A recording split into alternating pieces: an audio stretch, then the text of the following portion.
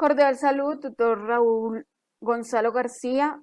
Vamos a hablar de cartografía presentada por Yaritza Alejandra Parra, Ángela Marcela Ladino, Jonathan Alexander Montaña, Caterina Eliana Acuña y quienes habla Sandra Yana Mesa.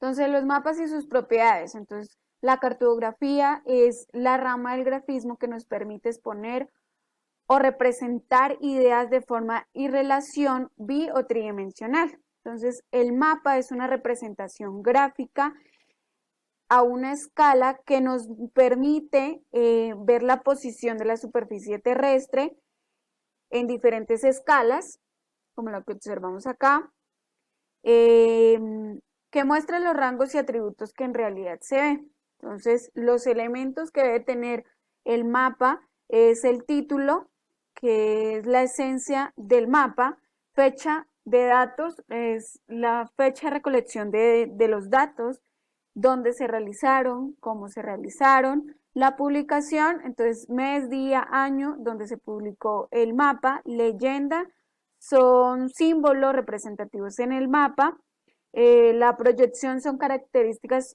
o propiedades geométricas, escala, entonces vemos que nos permite medir la distancia o determinar áreas, realizar comparaciones en diferentes objetos y se puede representar en escalas gráficas, en escalas de fracciones o en escala de números y letras.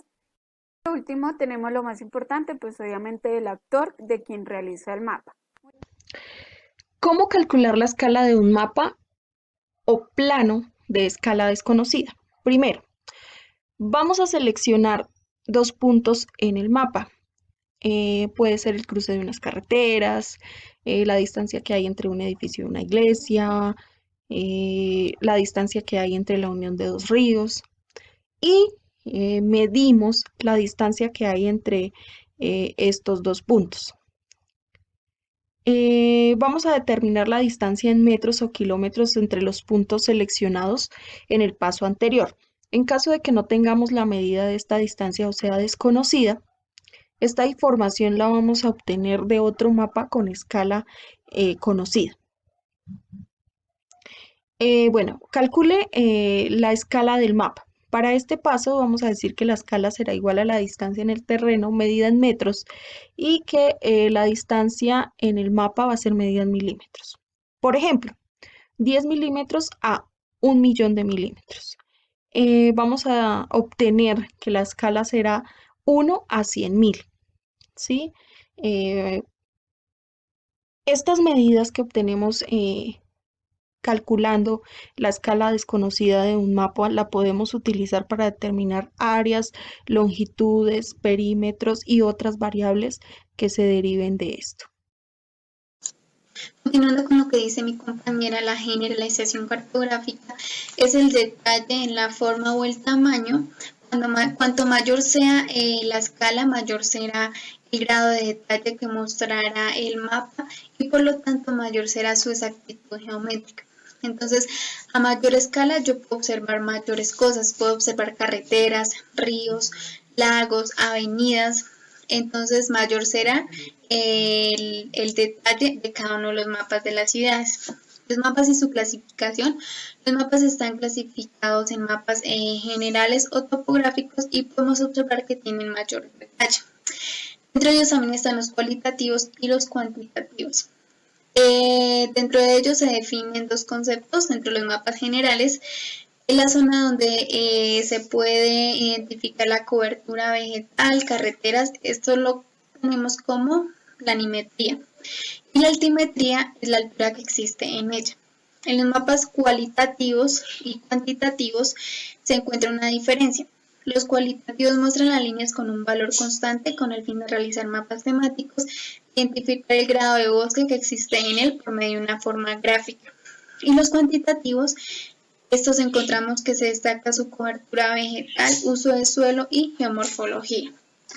Variables geoespaciales. Cualquier fenómeno terrestre, ya sea material como una carretera o no material, ejemplo, como una cultura o tradición. Ocurre en el tiempo y en el espacio y por lo tanto pueden cartografiarse. Se pueden clasificar los fenómenos geográficos en 4 categorías: puntual, lineal, datos de área y datos de volumen.